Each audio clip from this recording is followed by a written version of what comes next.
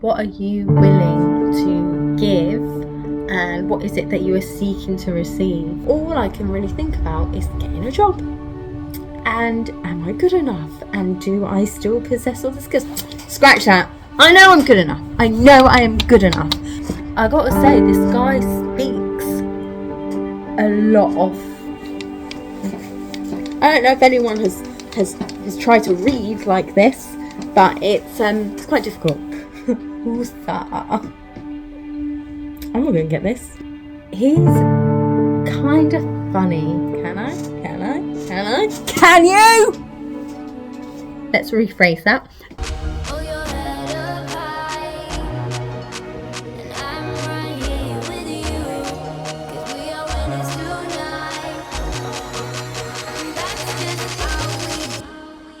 I hate selling myself. I hate it. It's so frustrating. Job hunting and applying for jobs is just so disheartening. It's very frustrating. And actually, I know my attitude is sucking right now. I can feel that. I can feel the heaviness and the weight. And but honestly, every single time I sit here and get remotely entranced by the possibility of one of these jobs, I just am met with this. It's like well, I guess you could say it's an arrogance, because it's a knowing. I'm like, I'm not going to get this. I'm not going to get this. I'm not going to get this. Which obviously is a terrible attitude, but nothing. However, it's, I guess it's just the experience. And, it's not even the experience. It's wanting it. It is wanting it, which is like...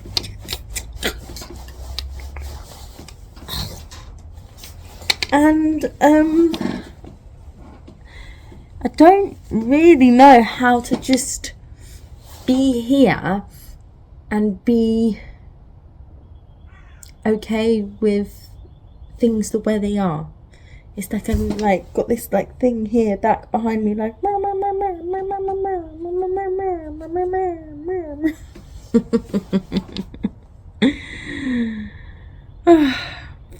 just really want a job. I really want a job that I can stay in and be in and, just be part of. My goodness, I just want to be part of something. And I really would like the security of it. I would really like the consistency of it. I'm just so ready for that. And I guess I just got to apply for everything. There's so many words though. There's so many words. So many words. And the thing is, before, when I was job hunting, I did use AI a little bit. And the reason I used it is to get things grammatically correct, to make sure the flow and the structure of my sentences were okay, and then to also cross-reference the job description and my resume to make sure that they correlated. However, I feel that doing that has kind of it feels like a bad omen now to use AI. I feel like the sophistication of the technology out there is probably going to be like, oh, no, she used AI. She must be a dummy. Even though it's probably not like that. But I don't know. That's the way my brain works. So here I am applying for jobs once again. And I'm trying so much not to be disheartened. And it's difficult, but I'm looking at the job descriptions and I am thinking, oh, okay, I could do that. I could actually do that. But then you get this niggly fear of, oh, a bit out of practice. Can I? Can you? So, a bit like this.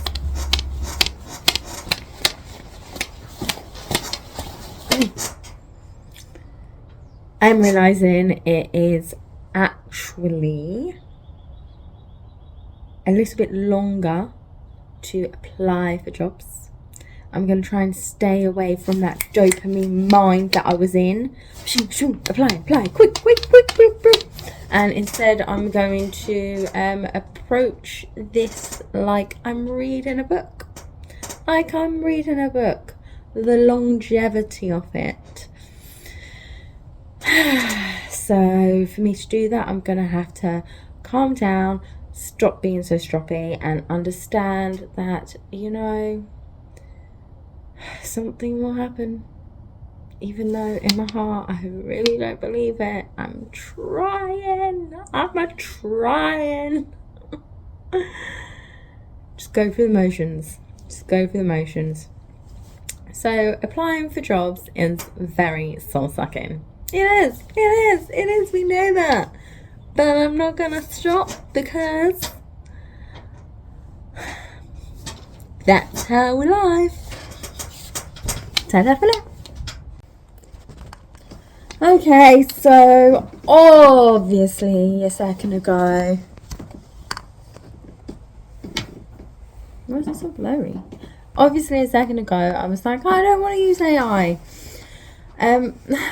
The truth is I do want to use AI because for me, I've wrote my CV out and I've looked at my CV and that feels very accurate to me, and that's what I did and that's who I am, and yeah, that's why I created it.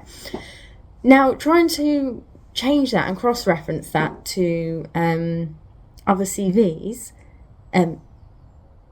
cross-reference that to a variety of job descriptions, that just makes me be like, meh. Because that's me, and then you kind of want me to change it to slot into different jobs, and I know that can happen in, like, it doesn't mean that it's taken away from who I am and what I do.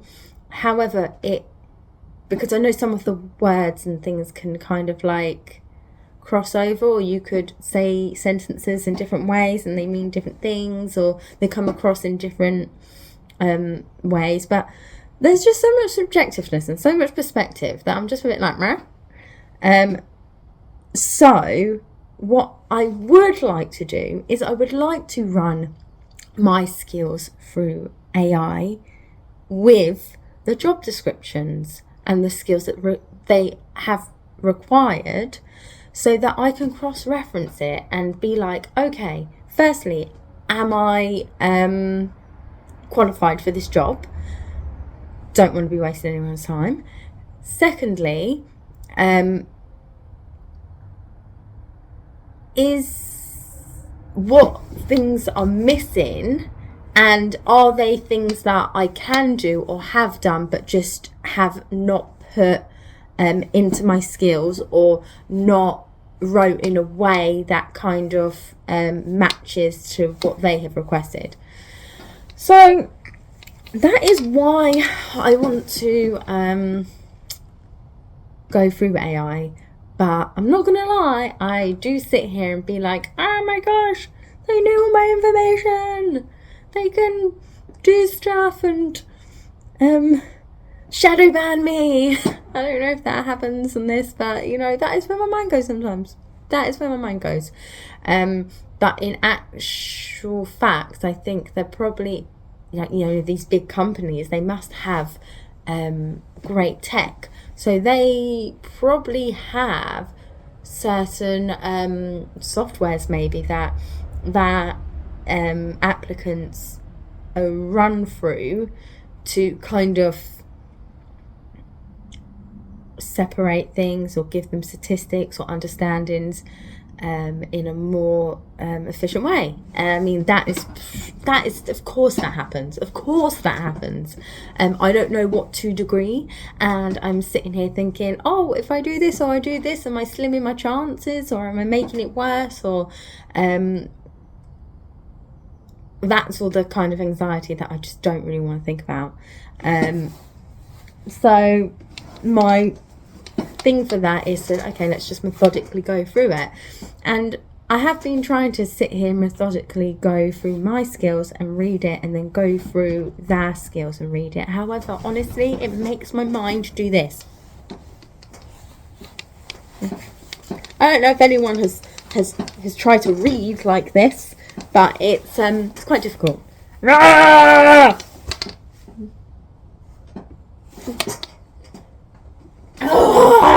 So instead, I'm gonna just put it through AI and hope that I don't get any bad for it. And this is what AI is, though. It's out there, it's there for everyone to use.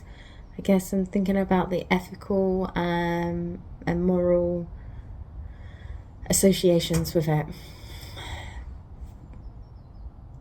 But for me, it kind of feels like I'm just speaking to someone. I'm just being like, hey, so this is my CV. This is it. You know what it feels like? It feels like a pre-interview. It's like, okay, this is what everyone has asked what they want, the company, and this is what I can do. If you have a conversation with someone in person, you can kind of like meander it and come to understandings through your language and your body and everything else. However, if you're just doing it on a screen, it's like so it's like my pre-interview. So, and it is very helpful, but then I do have this little niggly thought in the back of my mind, like, Amy, are you just being really lazy? Are you just being really lazy? I'm not gonna lie, I'm a bit restless, and I think I do need to go to the toilet and have something to eat, but I'm stuck here in this coldness, sat here unable to move, because all I can really think about is getting a job. And am I good enough? And do I still possess all the skills? Scratch that. I know I'm good enough. I know I am good enough. I do also know that I will be a little bit rusty, but that's okay, because I'm a quick learner and I am enthusiastic, and I know that just won't fully cut it, but also I get the jobs done. I know that my current podcast situation is not a accurate reflection of this. However, I'm starting to realise I don't know if I am a leader. I don't know if I'm this boss woman and this boss girl. I just want security. I want to follow in footsteps, and then maybe on the side of that experience my own footsteps. But I don't want to be that person who gives security to myself. I mean, obviously we all do in different senses, but I guess I'm talking financially. It's and I don't know, again, am I being lazy? I don't know. Are you just being lazy, Amy, just having a job? I don't know. I went through this whole like entrepreneur and like independent, build your business, do it yourself. It's not even that. I don't know if I'm cut out for it, quite frankly. I don't know if I'm cut out for it. And this may be the fear talking. This may be the worry about finances, or the worry about sitting in the same place and just feeling disheartened, because I am so disheartened. I really am. That I've gone through this process, and in my head I was like, yeah, I could do this, and not really understanding the reality of it. And the world. So I'm gonna put it through AI for a little bit of a helping hand. And I'm really going to appreciate that. So I really, really hope it does not affect my my chances in getting these jobs. Ta-ta for now.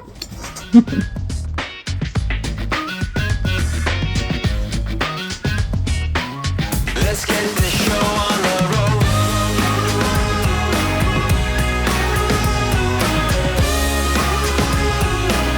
Let's get this show on the road. It's all systems go, and now we're ready to roll. It's time to take control. Let's get this show on the road. Let's get this. Let's get this.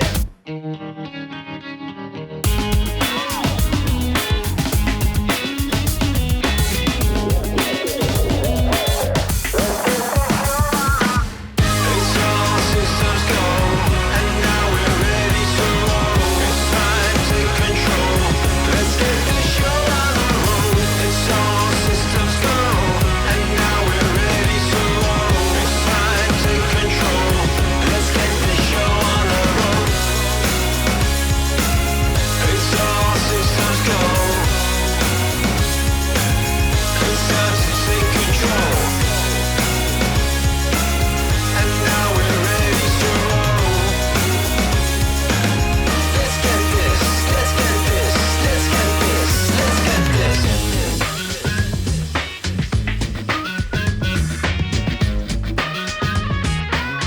Let's get this show on the road.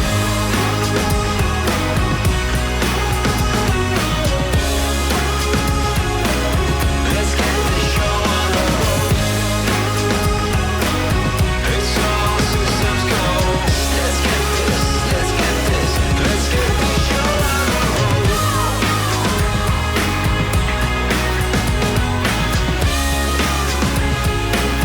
Let's get this show on the road. It's all systems go.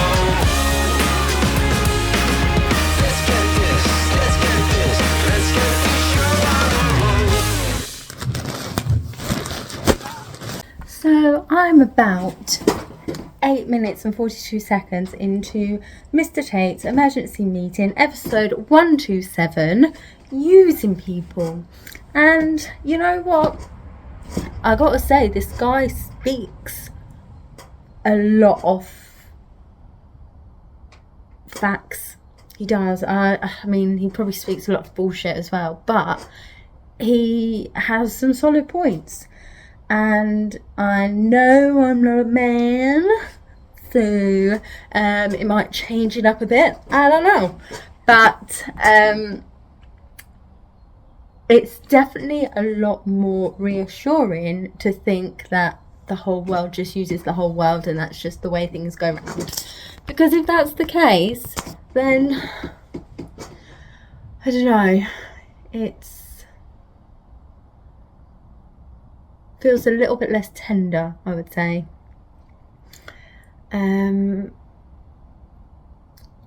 if that is the case as well, then I'm really going to have to adapt my approach, because I was constantly cautious and worried about my quick responses and how I would pivot so abruptly and speak so bluntly, and it stressed me out because I felt like I wasn't fitting in socially and my etiquette was wrong. And then I just isolated myself because I was like, what's going on with the world?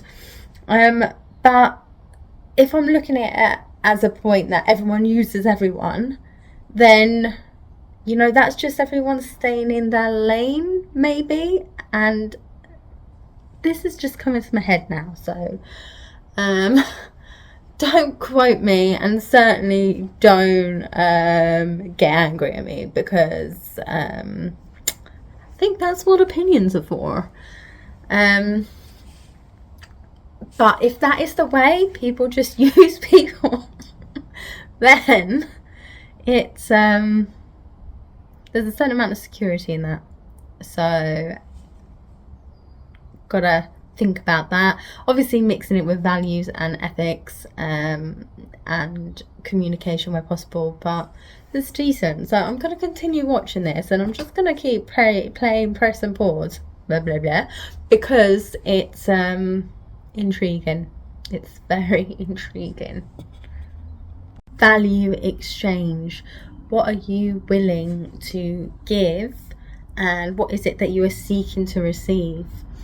Even though they may not marry up in regards to cost, but I think that's why the self-awareness of what it is that you are willing to part with, or what you're willing to hand over.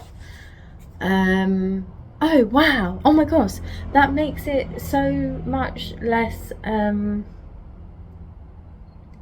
ambiguous,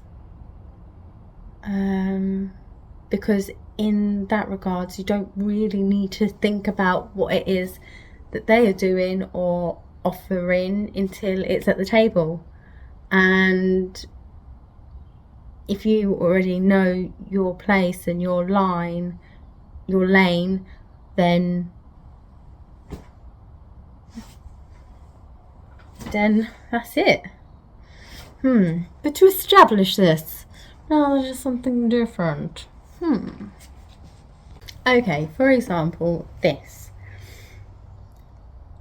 is some valid points in regards to what does a man give a woman, although I think we should probably say what would a man like to give a woman, because it isn't always the case that each of these points is something that man particularly possesses to be able to give. So the things that he's listed is money. Okay, don't get me wrong, I am so happy to provide and contribute and to earn my own money, but I will also say that, oh my goodness, it is difficult. It is so difficult. It's a dog eat dog world out there. It is not rainbows and butterflies and flowers. It just isn't. And you know what, in every single type of job, like the tensions and the issues that arise, it's gonna be there, because at the end of the day it's people trying to get money. It's people trying to carve out a path in this world. So it's kind of brutal. So yeah, gotta agree with that. If a man was providing me with money, then it would probably be a bit weird and a little bit uncomfortable to start with. I wouldn't really know how to be or how to act, because I'd kind of feel like, oh, do you own me? But we all know that isn't the case, because actually when you love someone, you are committed to somebody and they're committed to you, then money just has no value in that. It's what's mine is yours and what's yours is mine. So yeah, money. Okay, cool. Second point, and this for me is probably number one, whereas he has put it as number two. And I get that because we do live in a world where you need money, but you don't need like a million different friggin' supercars, that's for sure. He's put at number two, safety. So safety and security is so important. It is so important, especially when the world is so chaotic and crazy. And I know the world isn't always like this, but for the past 2 years I feel like this is what the world has been like. So trying having, and let's face it, most of the time it is an illusion. He goes on to mention about when he was with some girls and there was bombs and things flying about. I don't know if this was the story or accurate, but those women were saying, oh, okay, it's all right though because you're here. And that's an illusion. That's not, he can't actually really do anything about these things. However, they feel safe enough and comfortable enough in his presence to feel at ease. And I think that's what it's kind of about. Just even that illusion of safety. The whole world is a placebo, let's face it. Everything is nothing and built on nothing and more nothingness. So if the placebo gets the job done, then why not? I have a feeling I might eat my words with that at one point, but I'm down with a placebo. I am down with it, because when you go through kind of fear, panic, anxiety, any kind of like mental health thing, any kind of wellness issues, no one wants to be there. Nobody wants to be there. And we are constantly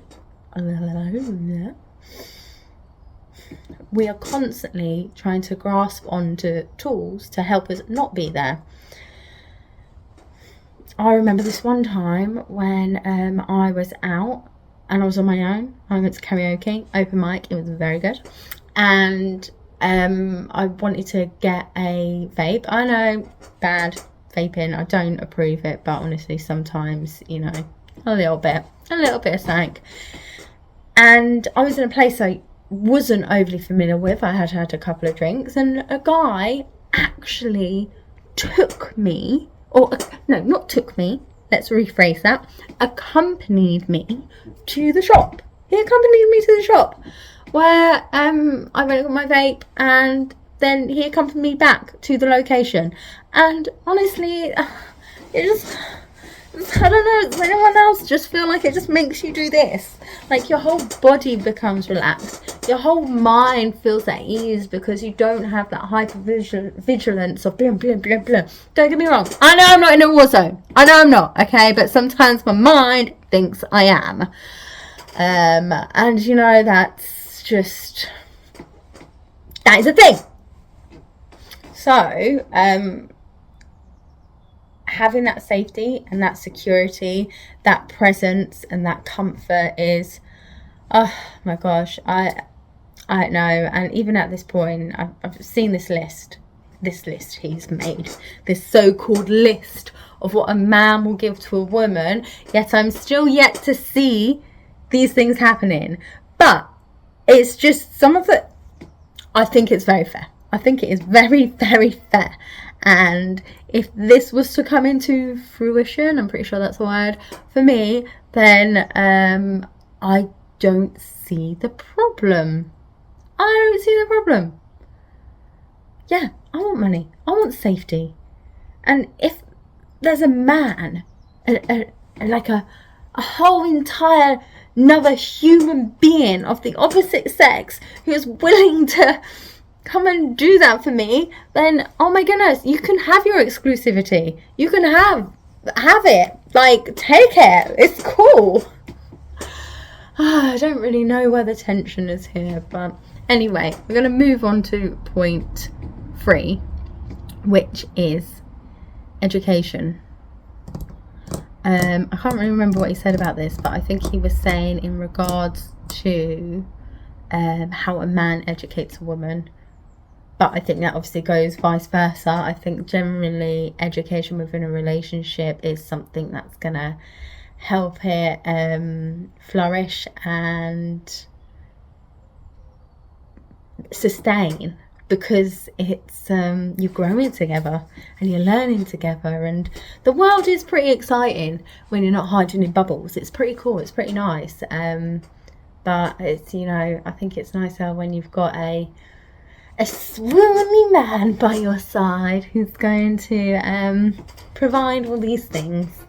Oh my god, I'm just struck. I'm just going to check this point in education because I don't know if there was more to it or not. Ooh, structure. Wanting to know that your life is going somewhere and not worrying too much. And this is under education.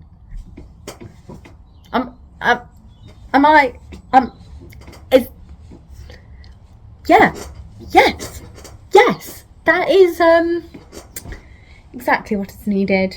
Let's just hear this one here. Oh, about the fate of the world. I've got to give props to this one because honestly, it's overwhelming. The world is overwhelming.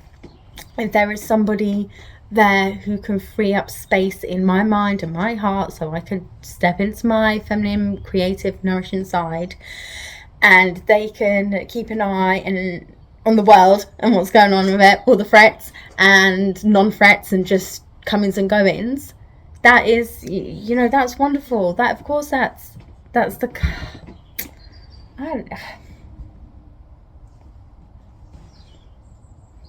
This, you know what, this is controversial, but this is why I can't fault this guy. I can't, because unless he's like bold-faced lying about these things, like the stuff he's saying is it's accurate. It's so accurate. So I don't know where all the maybe I do know where all the confusion is. Although I think that's a whole nother topic. But I rate him. Honestly, he's funny, and he's very funny, annoyingly funny actually. But he's got very solid points. It's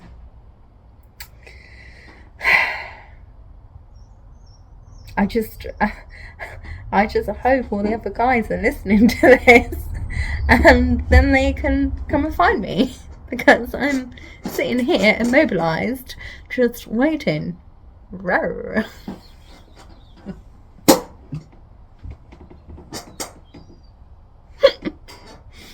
Oh.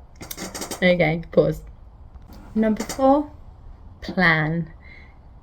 They believe everything is going to work okay if they stay with you. The knowing and understanding of that plan, or the ability to connect to each other to feel the strength of that plan, is, you know, it's vital. It's an invisible cord between the two of you to know that you're on the same page and you're heading in the right direction, and they've got a handle on it. And don't get me wrong, this is not like you're just tethered and just hanging there like a limp piece of woman. That's not the case. Like, it's the ability to drop and rise and drop and rise with a strong container and foundation around you. You can bring all your ideas and voice your opinions, and I'm going to say that there would be a place to do that in this kind of relationship that he's describing. But he's going to drop a bloody bombshell at the end of this, isn't he?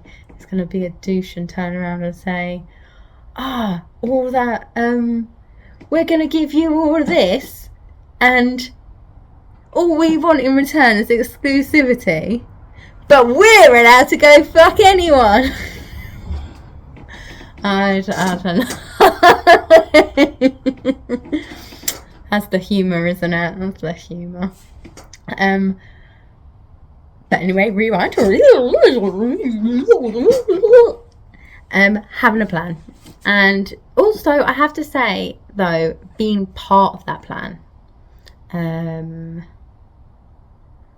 Probably not the details, because you don't necessarily need to know it all, but knowing enough to feel that safety and that security.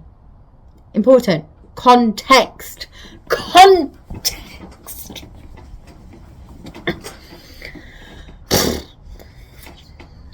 Okay. Girls just want to have fun.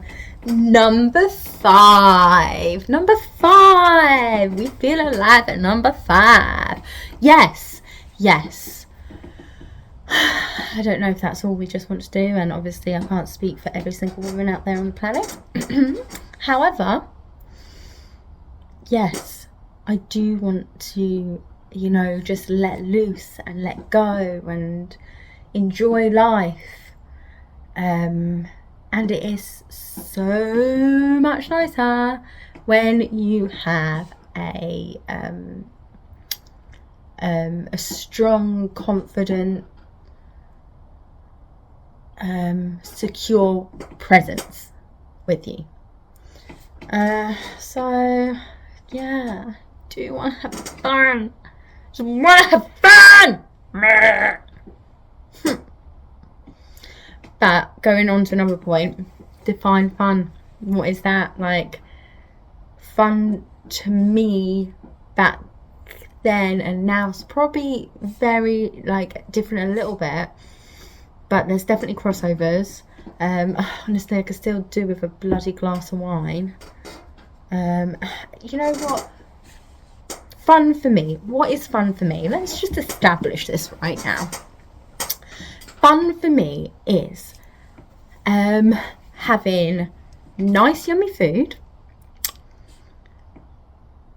having a drink, having a nice conversation. When I say nice, I mean in regards to the topics that we talk about, the depth that we talk about it, and the security knowing that I can talk about it and it's not going to come back to me or bite me in the butt in any kind of negative way. So fun to me, you know, I do like fast cars. I think they are cool. And activities are fun to me. I love an activity. I love learning. I do love working with purpose. At the moment, I'm just filling out job application after job application, and it's disheartening because I'm like, meh, am I even going to get it? Meh.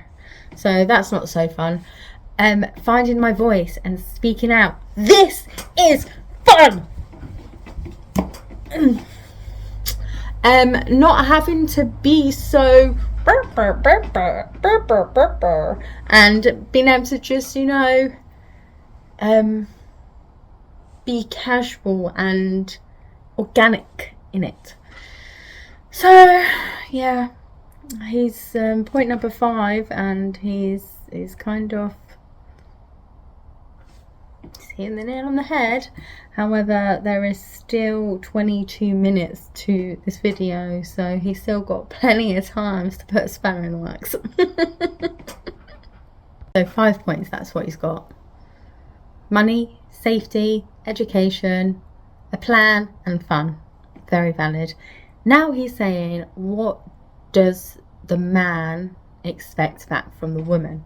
Now, I thought this was going to be loyalty, and in some ways it kind of is, but he has said it is sex exclusively. I think that comes down to the whole status thing. As soon as a woman has been with a man, or like, you know, it crosses over, they lose status from that, because men hurt bad, you know. They hurt bad. They get screwed over, and it's like that mixed with their natural basic biologies. It's a war. So I think, you know, and it makes sense. It also, the nature of women, we are naturally and I have read this a little bit somewhere, but don't quote me, but women, we naturally get more attached because we naturally have more emotions and feelings, and the different parts of our brain light up in regards to that interaction. I know I've done it. I know I've done it, been with someone and sat here and thought this, that and the other, and allowed my mind and imagination to get away with me, because that's where my heart is. So it's I can see why that separation is needed to happen. But let's see what he says about it. In return for money, entertainment, safety, education, a life plan, in return for me being prepared to die for you, I want you to have sex with only me. It's not like I'm the only one who enjoys sex. In fact, I would argue that women enjoy sex more than men. You enjoy the sex more than me. Yes, I want sex. Man gives the woman sex. You give her sex. That goes both ways.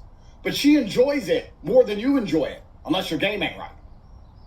But we just want her exclusivity. And if we're really lucky, if you get a real good woman, On top of exclusive sex, you'll also get, on top of that, you'll also get some positivity. I mean, just anyone else just, like, want to adhere to all of this. I don't know if I've been brainwashed or if, like, there's something wrong with me, but I just, it's difficult. All the things he's saying, it's, you know, I get, that's it, it's touch points. It's got my touch points, because all these different things that he's saying that as a man, and obviously it's difficult because he's talking on a general scale of people, but physically we are just seeing this one person say this thing. I'm sure it's probably echoed amongst other people, but I haven't seen it. This is what I'm seeing right now. But it's, yeah, it gets me, because it's like, yeah, I want all that, and this is also what guys all want. So why are there not more babies in the world?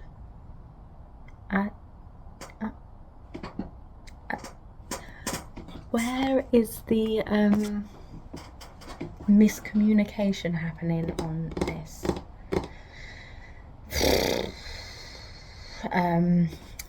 Still got 20 minutes for it to take a different turn.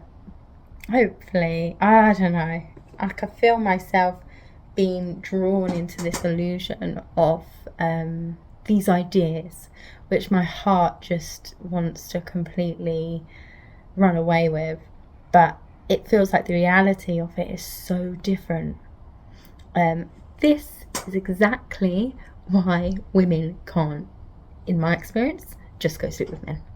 Unless you're cold and you can shut that off, then you know, more for you. That's cool. I am not quite so good at that. But let's see. Let's continue. You get some happy words. Some, it'll be okay, babe. That's what you'll get. That's the best you can hope for from a woman. Positivity? Yeah, sure. Have it. Have all the positivity. The best you can hope for, a good girl in the modern society is a girl who ain't fucking no one else and is nice to you. That's it. She ain't giving you any money. She's not protecting you when you walk down the street. This is a job description I can get behind. This is a job description I can get behind, you know, and it's simple, not wordy at all. Exclusive sex and positivity. Yeah, sure. Cool. Oh, what a head fuck, eh? What a head fuck. She's not teaching you anything. She has no plan for the end of the world. She is not planning fun events and dates and activities for you to do. None of that. All she is doing is not being a whore and smiling sometimes. And not even all the time. Sometimes. So who's being exploited in this equation? The man is being used. The man gives more than the woman gives. Always. That's means then, on that notion, that you're being used when you give more than you are getting. Oh, that's made my tummy go. Oh, that's made my tummy go a bit. But then the guys are willing to do this. So maybe they don't see it as being used, but providing. And but then it probably, I'd imagine it must incur some kind of arrogance or kind of like, well, I'm doing this, this and this. But then that's probably only if there's something deeper rooted and they're not receiving what they want in return, which is exclusive sex and positivity, if I'm going off this. I don't know, it seems like a trick because it's so simple, but it's not. I don't know. 'Tis my mind. You are being used. Let's apply this to a government. The man, the citizen, is being used by the government more than the government gives you back. Does the government actually give you safety? No. Does the government actually care about you? No. What? Well, this took a turn.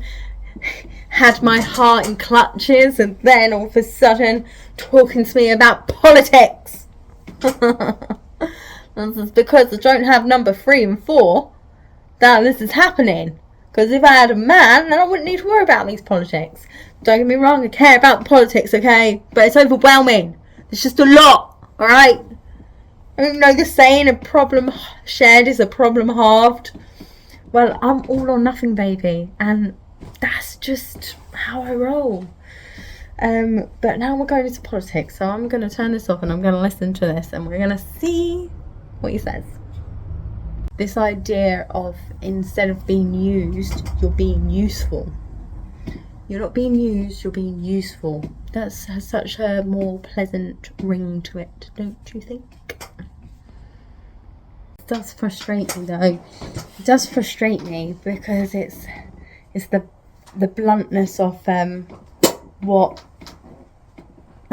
is one opinion, but the bluntness of what is expected in return, like the exchange basically. He's wrote number 3 baddie. I don't know if I'm a baddie. Everyone does all this scale thing of like this number out of 10, this number at 10, and all these different like criterias and labels that put this value on you. Like, I don't know if I have that. I don't know if what I can offer in regards to that. I mean, you can't just say free baddie and not give any descriptions as to what that is. But then actually I should probably do my own research, market research, and start messaging people and actually just go on dates. I should go on dates. but nothing. Let's see what happens next. I think we're missing one key component here in regards to what the man gives the woman. Okay, the man needs to give the woman connection and an understanding of who they are and how they are and what's going on with them, because without that, then it's just materialistic, really. This idea of yin and yang and how you're both part of one. So maybe this is just assumed or obvious within everything that Mr. Tate here is saying. However, he's not wrote it. He's wrote money, safety, education, plan, fun. There's no connection there. Even he's wrote sex, but he's not wrote like intimacy or love making, like more than sex, maybe even procreation. I thought that was quite interesting. Why? He's just asked a very interesting question here. Why do I want to be friends with Andrew Tate? Why do I want to be friends with Andrew Tate? Well, I will tell you, apart from the inappropriate t-shirt taken off constantly, he's kind of funny and reassuring and just doesn't take things too seriously, but I'm sure he does take things seriously when he needs to. I think he's rather interesting as an individual. I think he's got a lot of interesting things to say, and he's got a very interesting world perspective on some deep levels. So that is, yeah, it's intriguing. Continue. Next question. What can I give back? What can I give back? I find this question very difficult to answer. Well, firstly, because I don't know what the needs are. I would kind of like to cop out and say, you know, what can I give back? I'll give you anything you want. Whatever it is, whatever you need, I'll figure out how to get it and make that happen.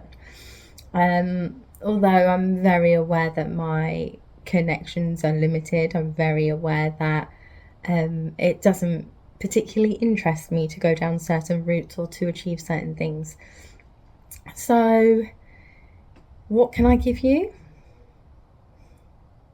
I can give you authenticity, I can give you honesty, and I can give you loyalty.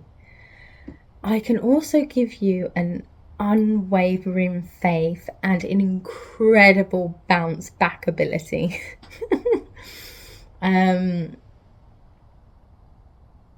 In the right circumstances with the right people, I can also give you innovation, creativity, and joy. Oh, golly gosh.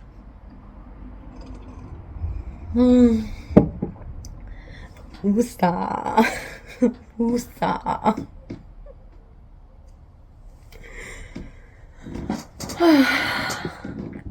Ooh-wee.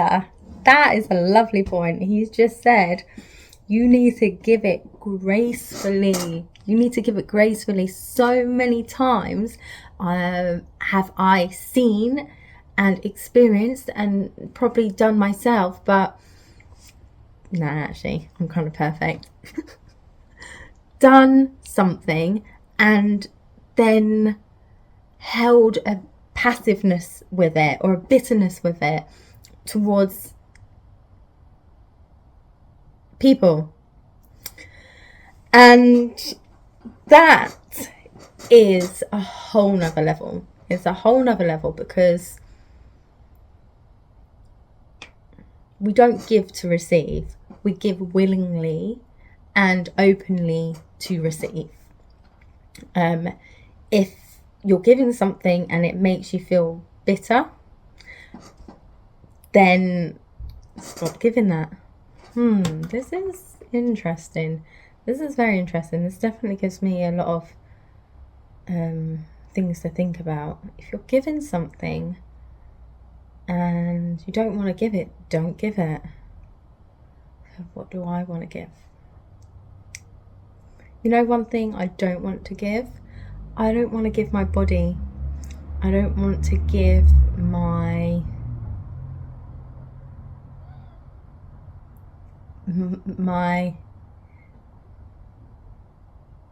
in some scenarios, oh gosh, no, I can't even. This is not me to camera kind of stuff. This is me to journal kind of stuff. So, but very, very valid point. Do it gracefully. Do it gracefully. It'll make you feel better too as well. The world isn't fair. All right. 1640. The world is not fair. Hey, this is very interesting. He said, why are you going to have your money, your muscles, all this information that you've learned, and all of these things that is listed off, if you don't have a woman to do it for, essentially? That's kind of what he said here. Which implies that the reason why men are working so hard to get money and security and education and a plan and have fun and do these things is that they are doing it for women.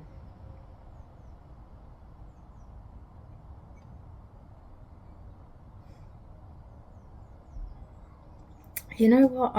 I believe that. I really do believe that. I think it's why it's so easy for me to follow Andrew Tate and Tristan Tate and all of the guys. I genuinely feel that guys are doing this for women. Don't get me wrong, they get nicked and bruised and butted along the way, but like,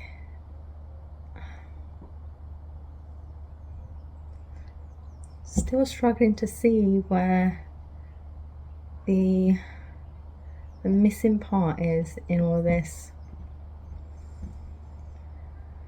I'm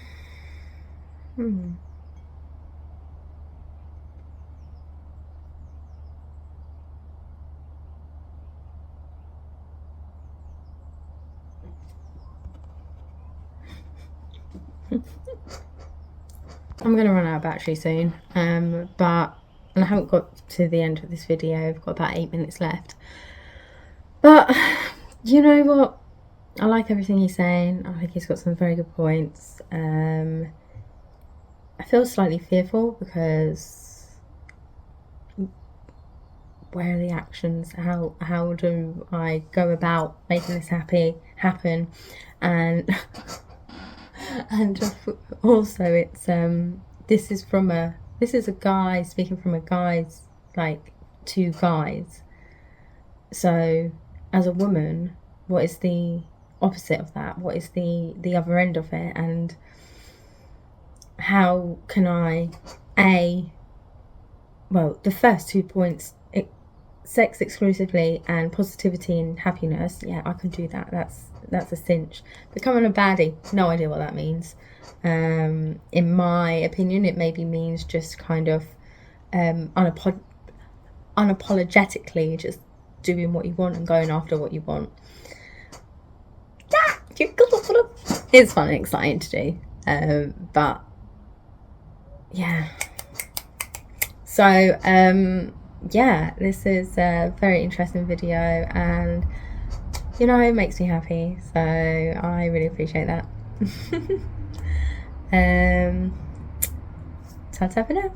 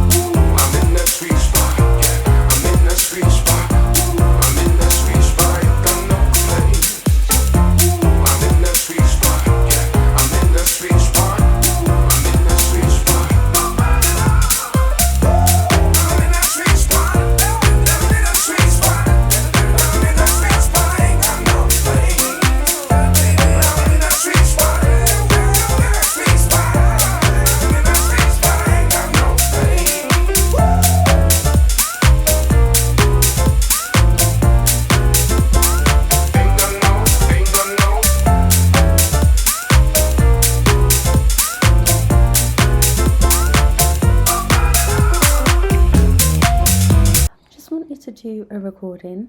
I'm using my camera on my phone, on my webcam, and there was just a few points that have just come to my mind.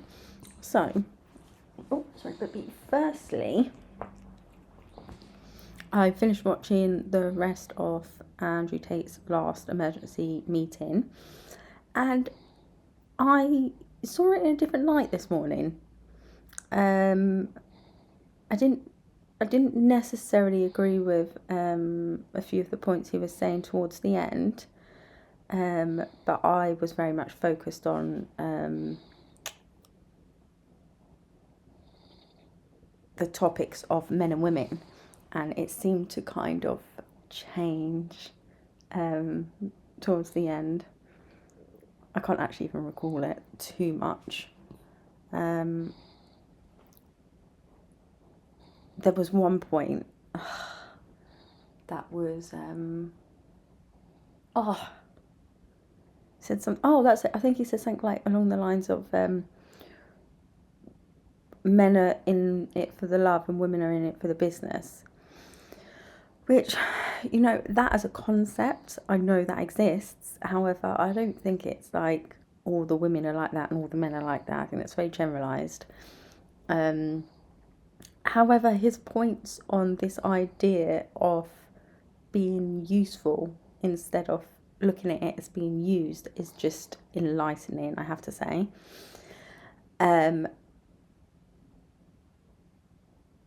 However, you know what? No, not however. Wrong connection word there. There's so much more to it all. And I think one of the main takeaways that I've got from this is resilience.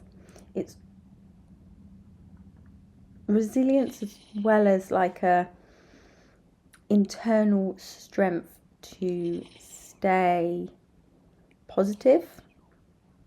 The way my mind can work sometimes is I would just be, going about life, and my ears would perk up to certain negative emotions, and that's the frequency that I would notice. And I think the ability to pique your interest when there's positivity and, compassion and kindness, that's where I more want to be in tune to. And I know I am very in tune to this. I am. However, sometimes it can get hidden by the noise. And so then for me, that is really finding internal peace so that you're just not shaken. So I thought that was all very interesting.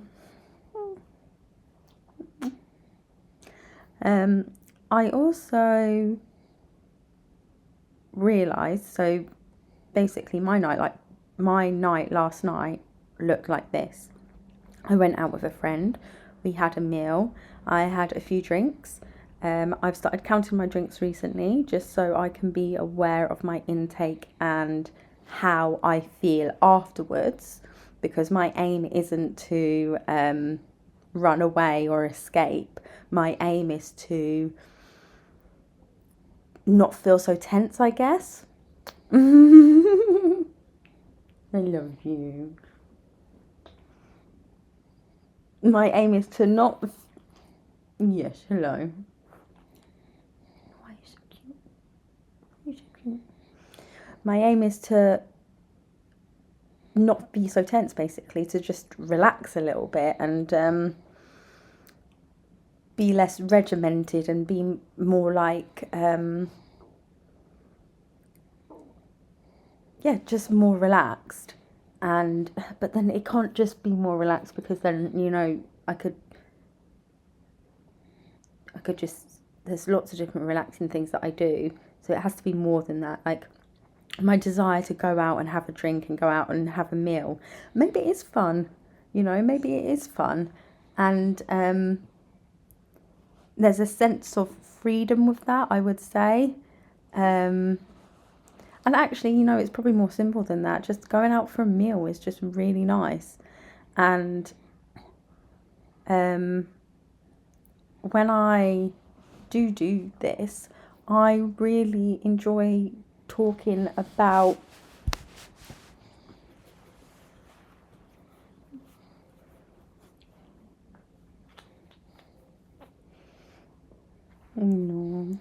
I really enjoy talking about business and mindset and growth and positivity and how I can move forward. And I love having those conversations with people when we're in alignment with that. Or, I guess for me, it feels like the beginnings of networking, because it's just relaxed. And I really appreciate that space in between all the hard work that I'm doing to, bounce ideas around and have different perspectives and talk things through. It's what helps propel me forward, and it's at like a different energy level. So, hello, yes, hello, are you okay? This one is so needy. Oh, you're so sweet. That's my fault. I cuddled her too much. But... So I just wanted to share those thoughts. Because what I found now, because I did have a couple of drinks, the actual effect that alcohol is having on my body and my mind, it's a little bit more,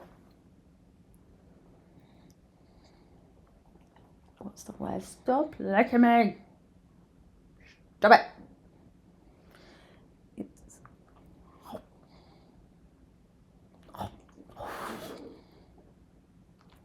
It's a little bit more, like, less noisy. I feel a little bit more calmer. I feel a little bit more,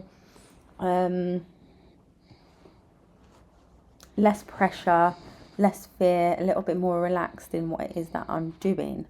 So it's really lovely, actually, because, well, the first thing I did do is go to my computer and be like, okay, what is it that I need to do next? But I didn't have all that forethought, all that prior thinking about what is it I need to do. Should I do this? Like, kind of overcomplicating it. I just opened my laptop and started doing the things that I know inside that I need to do. So that was quite cool. And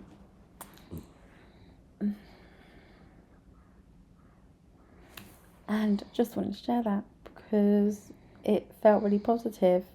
I feel like I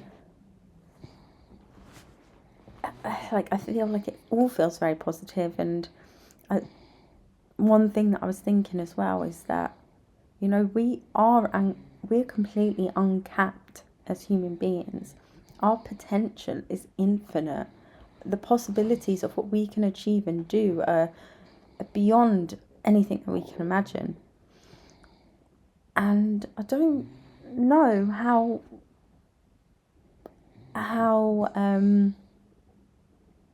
well that's known. It feels like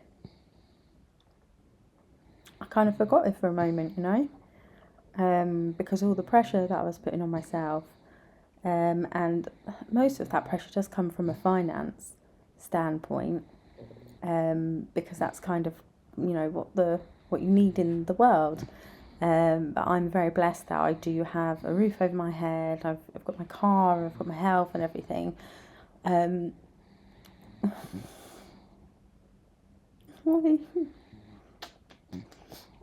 But I've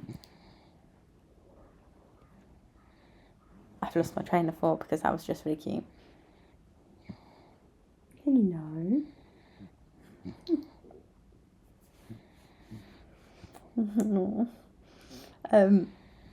Look, we are uncapped. Do not lick me. We are uncapped, and believing that is it's not something that you can just force on yourself. It's not something that you can tell yourself, this is how I'm going to feel now. This is what's going to happen.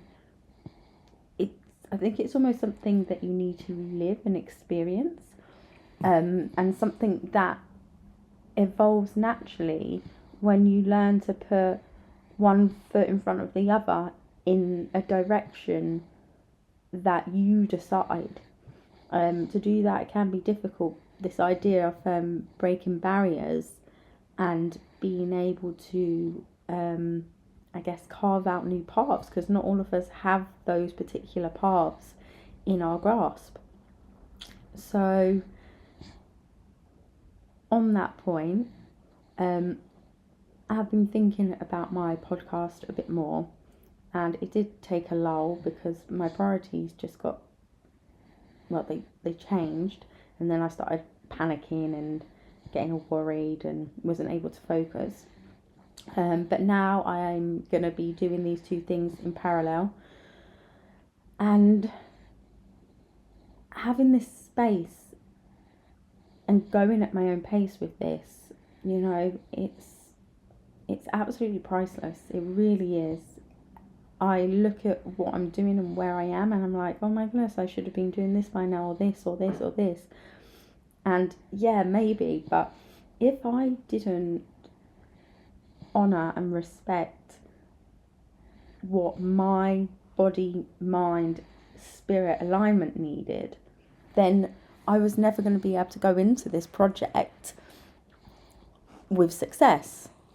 And that's what are you doing? What?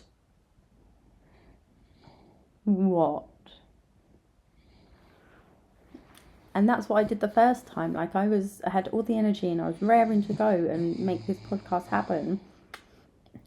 However, I was so focused on trying to get subscribers, trying to get likes, trying to just churn out as much content as I could. And, you know, it didn't work for me because in that I lost the quality because I was so preoccupied with just the volume of it. And that didn't give me a foundation to organically build anything. Now, the way I'm approaching it, I do kind of sit here and be like, am I procrastinating? Am I not? But I don't believe I am. I believe that I'm just taking it at my own pace and working hard to align all the different factors in my life whilst doing it at the same time. I don't want it to be a job or a hobby, even though it kind of is. I want it to be a lifestyle. I want it to be part of what I do and how I naturally do things. So it's kind of like, has anyone seen Monster University, where Mike and Sully and the team are trying to get from the one end to the other end without stepping on those glowy pink spiky things? Well, they rushed all the way to like the other end, and all our teammates were still behind them, and then they lost because they didn't get to the end as a team. And it's kind of like Mike and Sully were my need to succeed, and my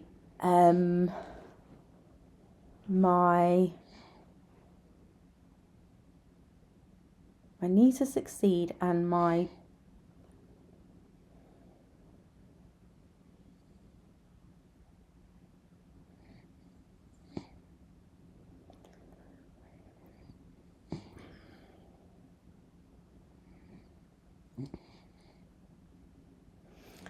need to succeed and my volume, which was my understanding of what I needed, whereas or maybe something in less alignment, so less the same thing. So like my need to succeed and my pace. Mike and Sully were my need to succeed and my pace, and I was just like, pshoo. But what was being left behind me was my authenticity, my my like self-care, my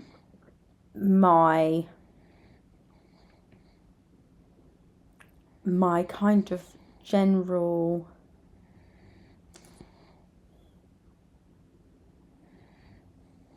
presence, and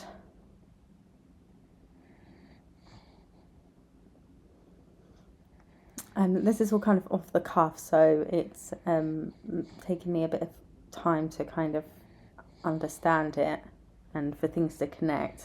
This is for me, this is carving new pathways. That's what this is. And this is the basis of the growth, and this is how we break through those barriers, giving it space, you know. So that's what it was. Like, I had these two things right at the front, I had all these other things at the back, and I essentially lost my own race. I was relegated because I wasn't all there, and we needed to all be together, you know. And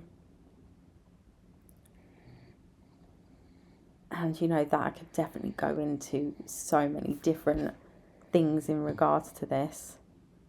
But I'm not going to, because firstly, I don't even know if this sound is recording. And secondly,